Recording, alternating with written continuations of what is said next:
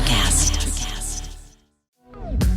On our kitchen table, my wife and I sat down with, back of napkins and things and scribbled out, how might we have that kind of fun without the 500 gallons? And we developed a concept of, and then we made a real working model of a game we later called Pitch Burst. This is one where you're throwing a ball, hitting a target, but instead of somebody on a shelf falling in that 500 gallons, a small water balloon pops over their head. They get soaked. Welcome to Think Business with Tyler, sharing our methods and strategies for success. Join in on our conversations with business owners as we highlight their triumphs and detail how they overcame the challenges they faced while continuing to grow and scale their business. It's time to think life, think success, and think business with your host, Tyler Martin. Hey guys, welcome back to another episode of Think Business with Tyler. Today's guest is someone who knows firsthand what it's like to chase a big idea and learn a few hard lessons along the way. William Holsten spent nearly 4 decades at a global corporation, leading brand and innovation teams before diving into entrepreneurship with a side hustle creating Carnival games.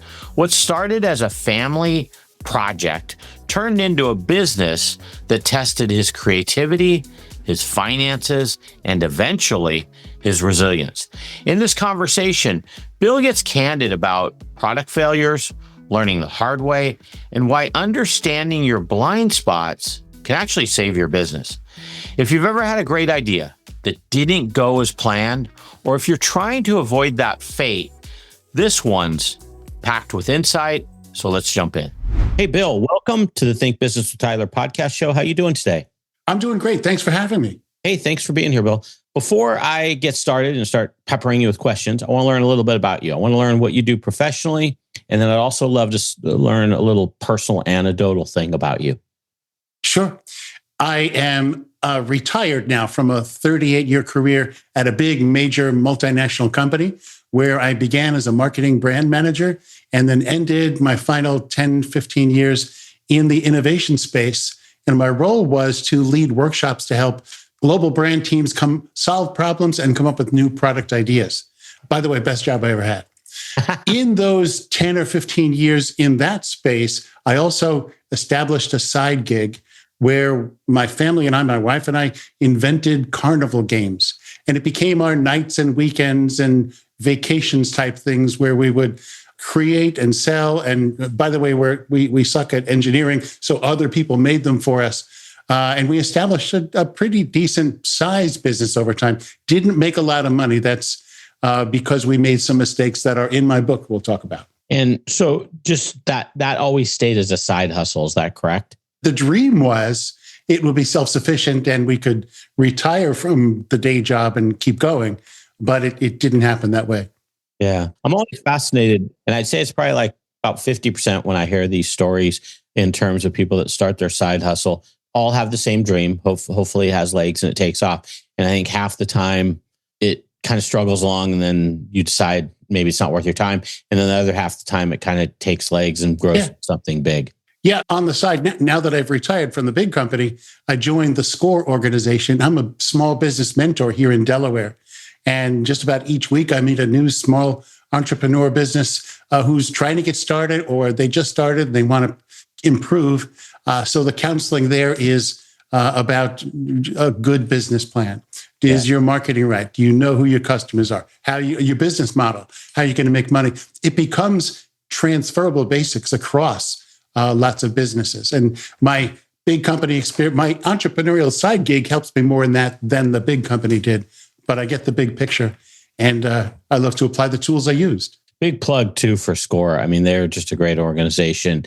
I believe it's free, correct? Like people that need it can go and sign up. It's all volunteer. Yeah, that's great. That's such a good resource. Okay, one other thing. What about you personally? Anything you want to share? Maybe people don't commonly know about you. Any hobbies or anything about you personally? I've always been an oddball creative type.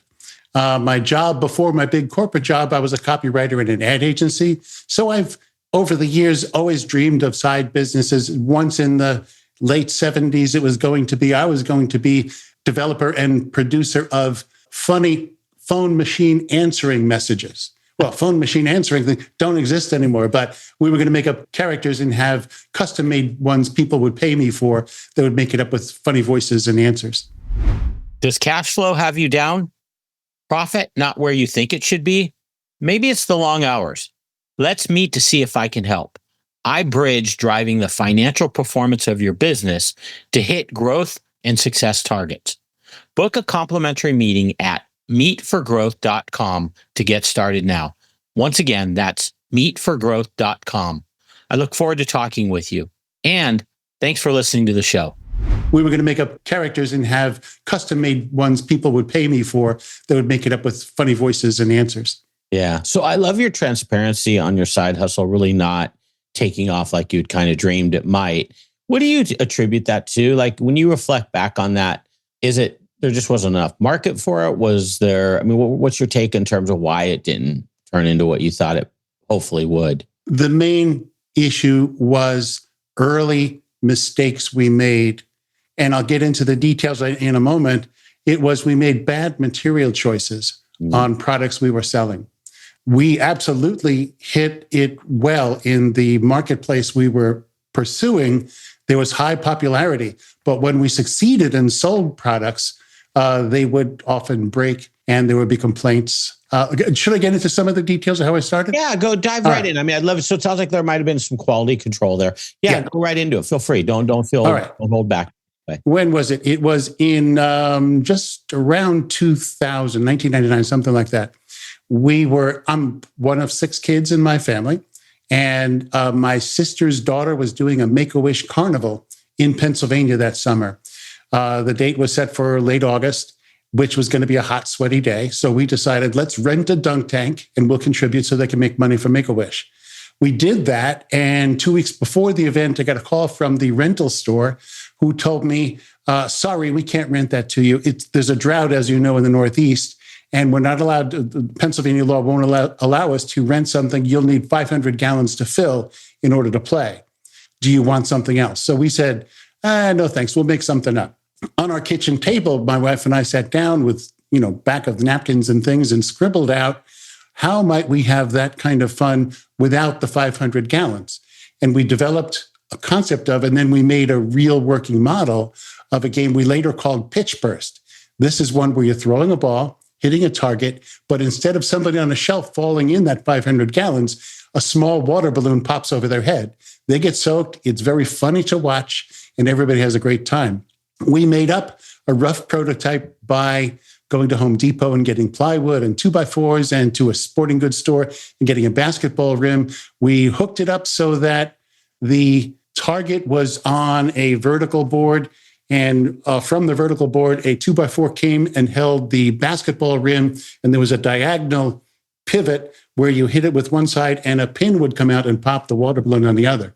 We brought it to that carnival. It was 95 degrees and humid, so it was perfect, and it was the hit of the carnival. For hours, kids and parents both stayed and played to be the thrower, to be the one getting soaked. We ran out of balloons. They made hundreds of dollars for the charity.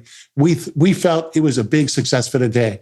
And I lost a couple pounds from sweating. The next few days were interesting because the phone rang.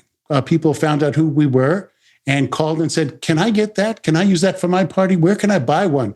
And I'm a marketing guy in the big corporation. I said, wow, there's an opportunity here. So we took some time, did some research, and found this had never been patented. We filed for a provisional patent. I actually made up a name for it and filed for the trademark, and then went to try to find SBA financing to be able to fabricate. And we spent a lot of money developing marketing materials in the rental store industry, rental and party companies. It all worked out pretty well. We got the loan, $94,000 from the SBA. We invested that in making our first 100 pitch bursts, and we invested in magazine advertising. This is before you could do a lot on social media and target people. So it was national, big, expensive ads. So we did it and we succeeded. And in the first several months, we sold maybe 60 of the 100 we had produced. Wow. By the way, we produced our first carnival model out of wood because it was Home Depot materials I made up. I hired a company to make them some size adjustments, kind of like we made, so they were made out of wood. They went out to commercial rental, And when the weather warmed the following spring, they went out for the fourth, fifth, sixth, seventh time, and we got the calls. I called that moment the uh-oh moment. We were in trouble because the wooden structures were breaking. The screws were coming apart. The decals on the thing were not working. So while we tested it, we thought it was fine, but in commercial use, you need something much more durable. Yeah. So our mistake was the wood, not a later generation, which was better. So just a quick question. So you get to that uh-oh moment. What do you guys decide to do? Do you just business as usual? Do you find someone different to assemble it? What was your decision-making at that point? First, we were embarrassed Sure. because we had committed to our customers, we're going to give you something that's going to work. So to each one of them, we gave spare parts, we gave replacements, and we gave away a whole bunch of refunds, which used up all of our capital, by the way. Sure.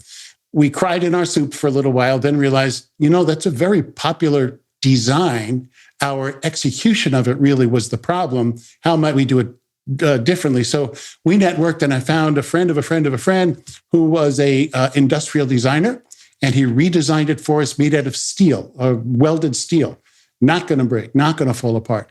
So with additional bank financing, we first produced a couple prototypes, played with them. Then we produced another 100, introduced it. It was actually 24 months later, the next 2 seasons later, we introduced it back. We did take the time to survey all of our old customers and let them know we're working on this and would they be interested in a new one at higher expense? And they all said yes. So that product in 2002 was a relaunch. It's still available today. We've now sold off. We're out of that business. We sold the patents and trademarks to that and some other games, but it was the durable solution we wish we had at the beginning. The lesson was to test and learn before you scale up. And I've written that into the book. But when you say, because to me, it's like everything you guys did was actually pretty cool. Like, 100 seems like a pretty small sample to me. Now, I don't know the dollars here, so maybe it is a lot bigger, but it seems like that's a pretty small sample to test out. And you would expect things in manufacturing are probably going to go wrong, maybe not around quality control, but to the level that you're talking. But it sounds like, for the most part, you guys probably did the right thing, other than maybe your quantity could have been less. Would you agree with that? Or what is the lesson there? If we had used it 20 times, even a single model, 20 times in a row, we would have discovered these problems. And before making even 12 of them understand it, there's a lesson later in our career in this place. Our third game was a different game called Downpour Derby. I can explain it later if you want. It was a bucket water game where people raced to spill water on the other guy. Our first version of that also had production quality issues because we didn't really test it 20 times before we sent it out. So again, we had a whole bunch. They failed. We went through the spare parts, refunds, all that kind of stuff. That was actually our third time doing it. Embarrassing. By then, from our first time through, we were deep in debt because we didn't realize the revenue from the first game before we did anything else. But the takeaway for me, learned much later when we sold that patent off to the company who now sells all those games, was they took that design and they wanted to redesign it for not backyards and parties, but for water parks and camps and things, a permanent installation. So that guy's a great engineer and he redesigned it. And I went to a shop in Minnesota and saw, oh, you've got it ready. You're going to sell it. And he says, no, we're going to put it in one of our best customers, several of our best customers for the entire summer. We will let them, and this is his quote, kick the snot out of it, and then we'll recover it and then fix those things, and then we'll go commercial with it. It's worked out very well for them. Kick the snot, I'll never forget the phrase. It's where I should have started. Yeah. It's hard, though, when you're a small business and engineering isn't necessarily your forte. It sounds to me like also maybe I would argue maybe your partners, which you have no way of knowing, weren't the greatest partners in terms of quality and delivering at the level that it needed to be. Yeah, I admit in the book, I'm responsible for those errors because I signed, even some of them were on the back of a napkin and they made it for me. I'm responsible because I okayed it. They did what I wanted. They did it very well. It just wasn't fit for purpose. You mentioned partners. Another lesson, and when I get into the 10 tools people can use to avoid such mistakes, One of them is work with mentors and experts and even naive observers. Even if they're not your business partner, ask questions. There's a lot of free advice out there. I'm a score mentor.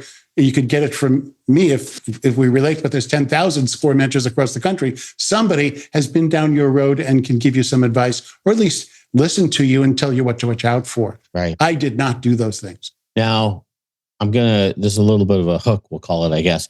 Before we wrap up this conversation, I want to talk about you selling the patents and how that all ended up. But before we get there, I want to dig a little bit deeper into so when the third product kind of had the same problem as the first product, did that same problem happen because of cash constraints, and you were trying to get it out to the market, or why did basically the same error happen again? I guess that's the thing that keeps coming back to.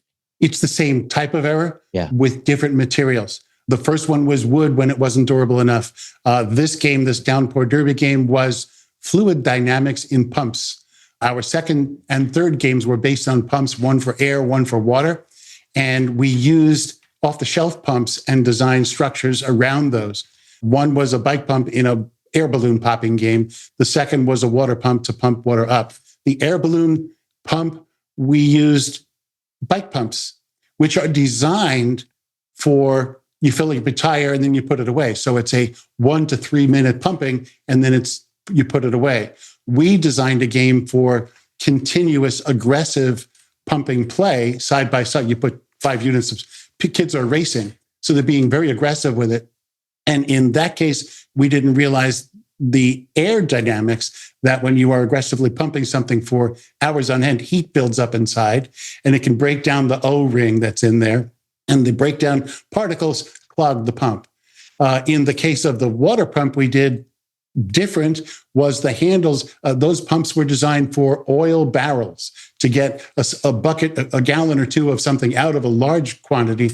And again, for short-term use, we were putting it into you're pumping this as hard as you can to win a race. And then somebody else comes and does it again and again. The pumps were not designed for that. Couldn't withstand it. So taking from your book, you have kind of five steps in terms of decision tree when something goes wrong. Yeah. I think we have enough time to cover it, and I'll leave it up to you. Do you want to go through those 5 things, or do you want to pick out a couple? I'd love to talk about. I'll mention them all, and I'll tell you what's valuable about 4 of them. When you're going to do everything you can to avoid mistakes, Absolutely. That's what I'd like to talk about later.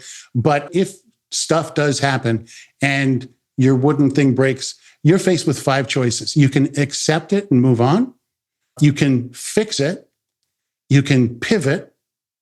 You can quit and go another direction, or you can ignore it. I'll begin by saying, don't ignore it. It's never a positive result. If you accept it and move on, it's like the keep a stiff upper lip British thing. Okay, you did it. You're going to continue to move on. You do whatever fixes you need to do. You can permanently fix something, as we did with pitch burst, go from wood into a durable structure and say, I'll never do that kind of thing again, although I did.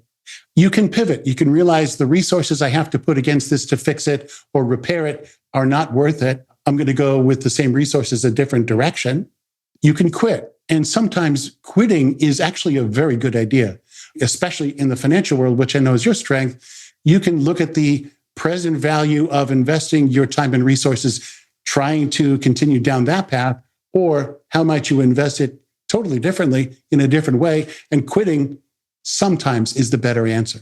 Annie Duke wrote a great book called Quit that goes deep into those options. And in there, especially for entrepreneurs, she describes assigning a quitting coach, some third party who's going to hold you to your standards. And you interview that person and they say, okay, what would we know in 1 or 2 months that would be signs of your recovery here, that it's worth pursuing?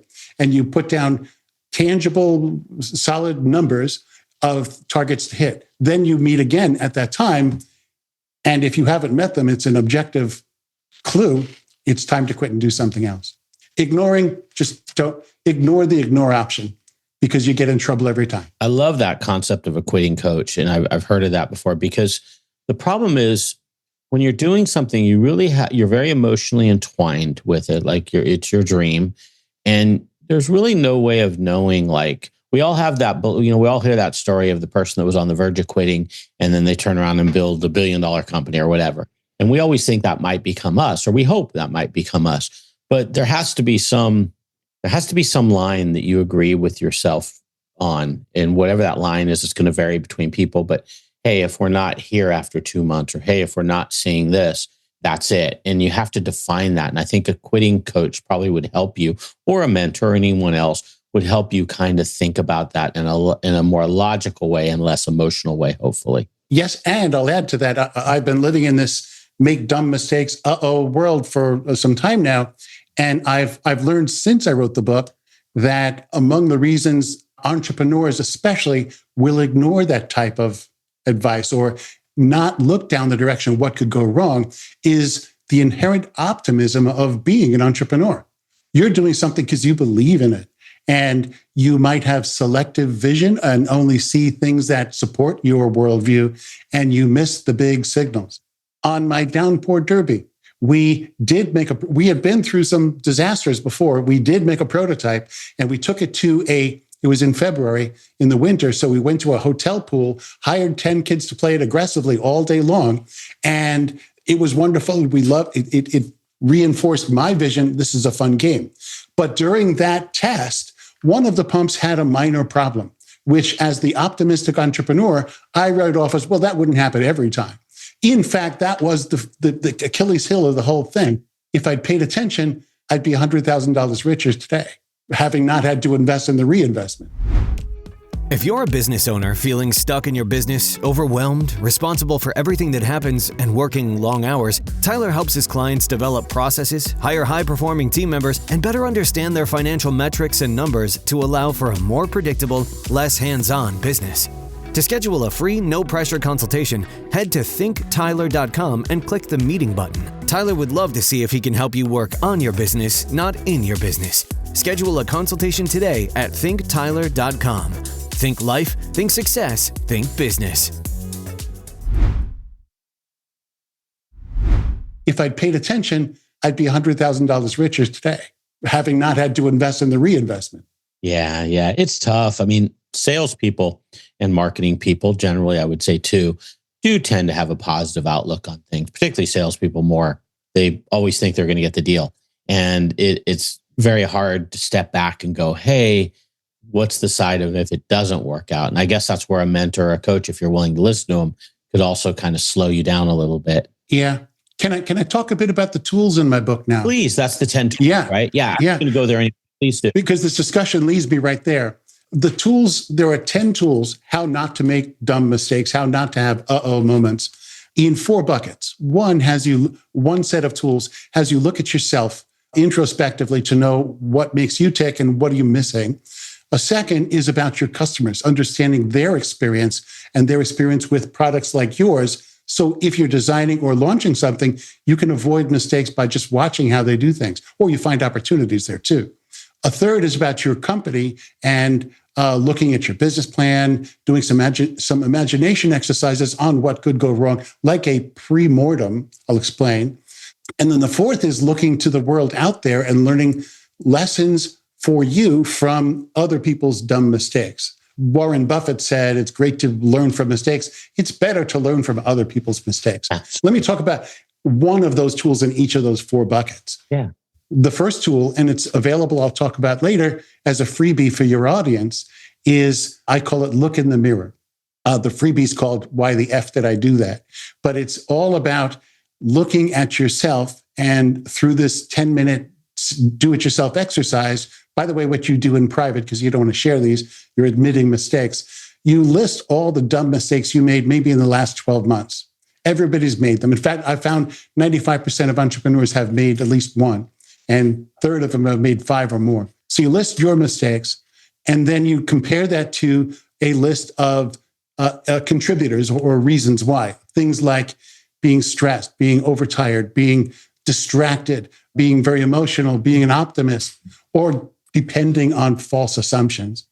And you connect the dots and you look at maybe your 5 mistakes and you see which ones were caused by, when you're honest with yourself, which of those factors come up most often, you will discover, oh, I am most prone to these things when it's 4 a.m. and I'm exhausted. So the action you can take is when you have important things to do, don't do them at 4 a.m. or take a break. So if you can afford the time, talk to somebody else about it or build in some fail safes or checklists. So that's one tool about yourself.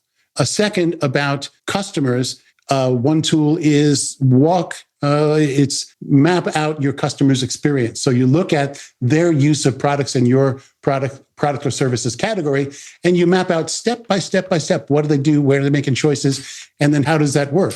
If you understand that better, because many entrepreneurs like me with my water game, I said, this is a good idea, but I didn't really see how it would be used. And in the rental market where things are thrown in the back of trucks, of course it's going to break. But had I mapped it, I might have known. A third is looking at your company, and a favorite exercise of mine is a pre-mortem, where it's not a post-mortem when somebody's died and you're diagnosing what happened. You're imagining 2 years from now, and your venture has utterly failed. And you and by yourself, with your partner, with your team, you do an imagination exercise. What were the main reasons why it failed? There's no risk to this. You can then prioritize those main reasons and really focus on the top 1, 2, or 3. And you say, okay, if that happened and we failed, what can we do 2 years earlier to prevent that from even coming up? And then you set those things in motion. The fourth, it's not my favorite, but it's one of the ones I talk about the most. I call it uh-oh-ology. It's the art of learning from others' mistakes. And there are 2 steps to it.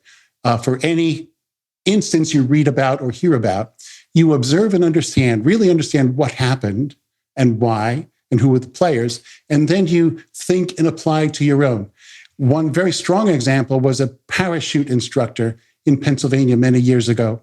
His name was Ivan McGuire. He was asked to film another couple, a student and an instructor, jumping from the plane behind them, so they had great footage of their jump. So they all did it. He got himself a nice camera. This is before GoPros and smartphones. He had a camera strapped to him. They were all in the plane at 10,000 feet. Thumbs up, go ahead. He jumped out, turned the camera on, he's looking up. They jumped out, pulled their ripcords, their parachutes open. It was a beautiful shot. Then Ivan went to reach for his own ripcord, and it was not there. He had forgotten his parachute because he was so distracted by having this great camera. Yikes. He died. Yeah. So not many of your listeners are parachuters, but everybody can apply that by thinking to your business, what one thing, if you ever forgot it, would be disastrous for you. I think of an urban shop owner who, as he's leaving at night, forgets to lock the door, and he has theft the next day when he comes back in. Or a chef who leaves the pilot light on and the restaurant burns down. Or the entrepreneur who forgets to renew or understand his insurance policy and a disaster happened, he's not covered. Those kinds of things. So, Bill, question. When you started on this uh-oh-ology, you said it's not your favorite. Why is it not your favorite to learn from, what I believe it is learning from other mistakes? Why does it not stand out as one of your favorite? They're all my favorites, honestly. But I believe the number one thing to do first is understand yourself. Got it. That's why the look in the mirror is the number one tool. And I can talk about it now. It is the giveaway that your audience can download for free. We'll talk about the website at the end. When you go to my homepage, on the left is the book called Uh-oh. On the right is this big red tool called Why the F Did I Do That? And that's your 10-minute self-assessment. Got it. And so bring self-awareness of yourself yes. and your decision makes total sense. So of those 10, is there one that's your favorite? Is it the self-assessment, or is there one that stands out as resonates the most with you? In my corporate workshop days, I love doing the pre-mortems because it's a creative exercise and everybody discovers things about themselves, their companies. And besides risk modification, they discover things they could do that they didn't think of. Yeah. So that's a favorite fun thing to do. Yeah. I do enjoy, and in later this year, I'll probably be launching a business of me doing workshops with people to help individual companies de-risk themselves by using the 10 tools, especially uh-oh-ology. I would custom bring in examples of things which are relevant to their business and they can learn from it. But it's about ingesting it and using it. The end of the book, after all the 10 tools, the advice on how to avoid making these dumb mistakes is simply to think smartly and be more aware. If you could just turn something and do that all the time, yes, but it's easier to forget when you're working on your inventory and your employees and you're losing customers and stuff, and you're working 24/7. You can't think about those things. These tools can help you keep them top of mind, and occasionally, maybe once a quarter, take the book out or take one of the lessons out and apply it and see. I also recommend when you do these exercises to retain what you learn, the Post-its, the notes, so that you can reapply them again and again. Yeah. What about, we've talked a little bit about this, but I want to dig in more. Where do mentor, because everything you're bringing up to me, like, is really mentor driven. Like, it could really, it's hard when you're starting a business or you're early in your business or really any time in your business. You get very emotionally attached to things like and you're dreaming and, all these different emotions are kicking into you. And it's hard to like think logically. Even if you have a list of these 10 things, it's kind of hard to do that. So, take me to your SCORE mentor. A couple things I'd love to ask you. First, what's your thoughts around having a mentor or a coach? What should someone be trying to get out of a mentor and a coach? And then I've got a couple other questions I'll drill down once we've covered that. Sure. I talk in the book about 3 options for people to talk to. Mentor and coach is one, an expert is another. That's where I would have loved to have had aerodynamics, fluid dynamics, and I had to pay for that. And the third is a naive observer, like talking to a child. I'm doing this, and people who can think naively are sometimes your best friend because they can ask out of the blue things that you didn't realize. Why is it blue? But anyway, from mentors, and there are many free resources. SCORE is one, the SBA is another, DSBC, other types of, or SBDC, Small Business Development Council in every state, they offer free advice as well. SCORE and SBDC are partners with the Small Business Administration, so that they're separate, but for the same purpose. When you look for a mentor, and anybody can do it free by going to score.org and clicking the button, say, look for a mentor, you're looking for somebody to make sure you're being honest with yourself, to ask you some hard questions. The questions I'm always looking at are, do you have a good business plan? Have you thought it through? And that is, what is your product or service? Who is going to buy it? What are the customers? What is your business model? How do you make money? And then comes marketing and the financial projections. When I started my business, the game business, I wrote a really great business plan to convince the bank for the money. And they gave it to me. And from that point on, I'm ashamed to admit I didn't do a good job of keeping up with that plan and adapting it with each of our learnings. So the mentor is a sounding board. Do you think this could work? Why or why not? It's a resource of how do I find somebody who can help me, get me an attorney? I need an accountant, or I need a marketing expert because I don't understand how to market on social media. Within SCORE and SBDC and even the SBA, there are people that can help you find those resources. Their website, SCORE's I know is chock full of how-to webinars and templates and things you can do. And the mentor, him or herself, can be your guide to the most relevant of those. Yeah. So other question I wanted to ask you, in your SCORE mentoring, what's the most common thing you see people come to you that they're struggling with? Like, what is there a repeated thing that's most common, or what are the typical issues that you deal with when people come to you? The lack of a well thought through business plan, even if it's bullet points on a page. People think, I know what this product is, I'm going to sell a lot of them. And they didn't think, well, what does it cost? Who's my competition? How is this different? And some of the basics need to be thought through before you should really invest. Because I won't put a percentage on it, but a large percent of the time, I'm dissuading somebody from moving forward yet because they haven't thought it through. And in our mentoring sessions, we tried together to put together a plan. I had somebody who wanted, I can't mention names, who wanted to borrow nearly $1 million to set up a capital intensive business. And when we got down to how would you finance this, and learning that banks will want you, even with an SBA guarantee, will want you to have skin in the game, he wanted to borrow the whole thing, not put in his $100,000 and put his house at risk. So some of these things help people realize, probably it's too risky for me. Other times they have a great idea. They've got something we know is differentiated and unique and not out there from a service or a product point of view, and they don't know how to market it. So that advice comes through mentoring.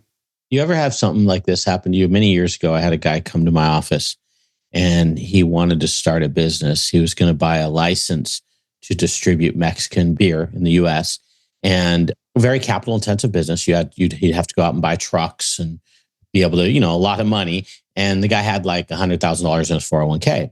So I'm asking him questions, and about 3/4 in, he goes, "Look, I sense you're really negative about my adventure, about me going into business, and we're not going to be able to work together if this is how negative you are." And I'm like, "Well, hey man, I'm just trying to go over I'm being honest, things that you need to be aware of." He literally got mad at me. Like, he was angry. I thought at one point he was going to hit me, and he left. He like stormed out and he said, "I don't want to work with you. I can't work with a person that's as negative as you," and left. Have you ever had something like that where people don't, not necessarily to that extreme, but where that tough medicine or those types of questions that they are tough to answer, they get mad because they're not what they want to hear? People are too polite, I think, so far. I've been doing this for 2 years, haven't had anger, but I've had visual disappointment when they're realizing it's not going to work, especially if we've spent 9 or 10 mentoring sessions developing something to bring it to a decision point. I always talk about, we're going to come to a decision. It's going to be a go, no go, and you have to be ready for both. And if it's a go, we're going to give you as much support as we can. The other thing I've seen in my mentoring is people look for free money. I want to start a business. I'm not sure what it's going to be, but I need $25,000. And they think it's going to be available free without any thinking. And those people go away disappointed because the answer quickly is no, not without a real business plan and their commitment and their skin in the game. The other thing I've had to tell a couple times to clients, you do the work. I'm a mentor. I'm going to give you ideas. I'm going to give you resources. I'm going to question you, but you're responsible for the output. And that sometimes turns them off too, because we're looking for a free consultant who will do the work for them. Yeah, I've experienced that where people think by hiring someone is going to do the heavy lifting for them. And the reality is the exact opposite. If you're good at what you do, you're probably going to give them a lot of heavy lifting they need to get done to get to where they want to go. Let's look at it from just the other side of the same coin. Yeah. It's wonderful to be passionate about an idea that you want to move forward with. Yeah. And even if you don't know the right answers or how to do it, there are mentors or resources you can get to, at least to bounce things off of. So iteratively, you can shape it so it's going to be a winning proposition or a winning venture. It takes work, but I'm applauding everybody who's got that passion and the idea in the first place, because I know what it's like to be there. That's a great point. That's an awesome point.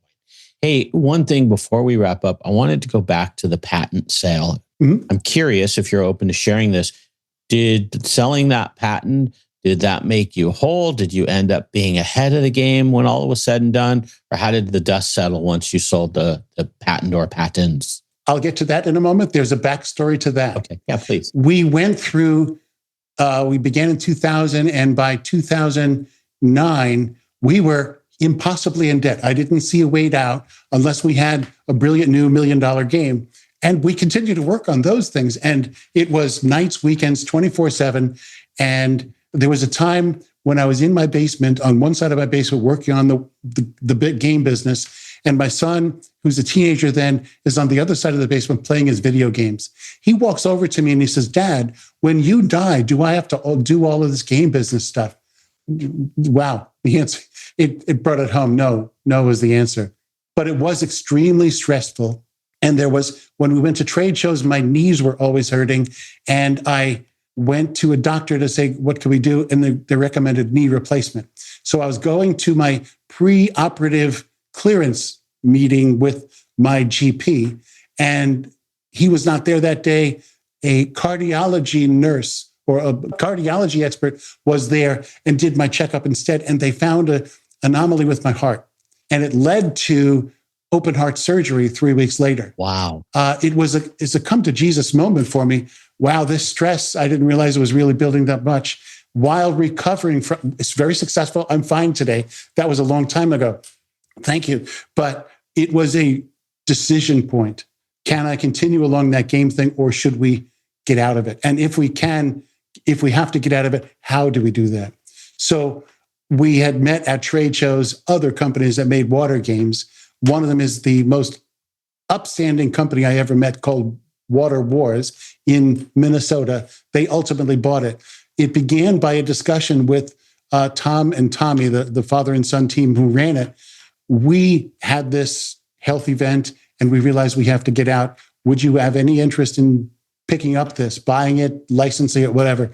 And they were interested because they liked our work, but they were not ready to jump. So we spent a few times at their place in Minnesota describing our business, our portfolio of new games that were still to come, which all the kinds of things. We agreed up front, not ready to buy it yet, but let's do this. We'll be your marketing partner for the next 18 months, and we'll see how it goes. They did that, and immediately they sold more games than I had in a couple of years because they had an embedded customer base. And it went well enough that they said, we can do this. So we negotiated how it was. The deal was contingent upon performance over the following 24 months, but it worked. It worked out. Was I made whole? Not completely, but sufficiently that the large, overwhelming debt was taken care of. It's interesting. They were very cautious in their approach, it sounds like, yes, by doing the marketing. How did they structure that? You know, numbers are needed, but were they taking a piece of each sale for marketing it, or were they? Yes, it was commission credit on each sale. Okay, got it. Interesting. It was clever. It was a low risk on their part, and it fulfilled my needs too. And it allowed you to build a relationship both sides yes, too, which is probably good. Wow, very, very cool story. At least it ended up on that note. I love your candor though. And I bet you're an excellent mentor for a score, because you can really empathize on a deep level of what everybody's, because typically I think people that are coming to you, they're newer to business or newer getting started in business, and you can probably really connect and empathize with their situation very well. Well, thank you for saying that. I do feel that it's why I decided to be a mentor, because the experience, the way it pays off is helping others. Yeah. Paying it forward, basically. Yeah. That's awesome. I love it. Okay. So let me just make sure I've got everything that I covered with you. If there's anything else here I want to cover. One thing I do like to always end with, if you can pull it and it's something you can already bring up, I'd love to walk away with one, could be a life tip or an entrepreneurial tip, something you've experienced during your journey that you could share with us that hopefully is a little bit on the actionable side. People can listen to it and go, oh, yeah, I could apply it to my situation. Is there something that stands out? And it can be something we've already discussed, or if you have something new, that's awesome too. Always look for the other right answer. As an entrepreneur, you're going down a path and you think you know it and everything else. There's always another way to do it. In my case with materials, of course, that would have been my answer, which would have changed my life. But with how to finance, how to market, don't settle on the first thing you think of, because there's much more behind it. Does cash flow have you down? Profit not where you think it should be? Maybe it's the long hours. Let's meet to see if I can help. I bridge driving the financial performance of your business to hit growth and success targets. Book a complimentary meeting at meetforgrowth.com to get started now. Once again, that's meetforgrowth.com. I look forward to talking with you. And thanks for listening to the show. Don't settle on the first thing you think of, because there's much more behind it. Yeah, love that. That's good stuff. So your website, and I'll put this in the show notes at thinktyler.com, is williamholsten.com. williamholsten.com. You spell that Holstn. Anything you want to say about that? It's williamholsten.com, Holsten. Oh, I'm sorry. I dropped it. Okay. Yeah. Thank you for clarifying. William Holsten with an E in there. Yes. Anything you want to say about that? If people wanted to reach out to you, is that the right place to go? Yeah. When you go to williamholsten.com, you'll find the landing page will offer you the book for sale on the left side. And on the right side, please download it because it's free. The PDF called Why the F Did I Do It? It is the tool number 1 I described, the self-analysis. If you want to reach me directly, there's a contact page that you'll get to if you try to download something. You'll input your email and name, and on that page is my email address. I would welcome hearing from anybody. Great. I love the book. I thought you did a really good job with it. What I particularly liked about it, 2 things really resonated with me. One is, if you do something dumb, the 5 things to consider. I love that. It just helps us stand back and maybe not think as emotionally and a little bit more logically in terms of how to approach that. And I also love the tools. I think the tools to think through how to potentially avoid mistakes is really healthy. I think that's a healthy different set of rules, if you will, in terms of how to maybe go down the right path. I still think we'll make mistakes. We'll still things are going to go wrong, but that extra effort in putting into our decision making is going to help more often than not. Thank you very much, Tyler. I appreciate the comments and I appreciate your time today. Yeah, you too. Well, hey, thanks for being here, and just keep doing what you're doing and keep paying it forward, because I'm sure you're helping a lot of people. Great. Take care. Thank you. That's a wrap on today's episode. Wow. So I've got a few takeaways. I think my big one is that, sometimes our dreams just don't play out. I mean, let's be honest, William was hopeful that this could turn into a business and full-time business and just take off. And he was met with kind of one challenge after another, and that changed his dream, frankly. I mean, that he had to pivot. He had to go in a different direction, and he ultimately sold. It sounded like he got most of his money back, or at least some of it, but I'm sure that's not what he was expecting. It's just a great reminder that failure isn't final, though. But repeating the same mistakes usually is. And I think that's something that also stuck out to me. What really probably stuck most is how even smart people, smart, experienced people, can overlook the basics when they're emotionally tied to an idea. That hits home for a lot of business owners that I talk to. And if this episode gave you something to think about, do me a favor, leave a quick review or send it to someone who might appreciate it, would get something out of it. That's how the show grows, and it means a lot. It means a lot to me. Thanks for listening. I'll catch you on the next one, okay?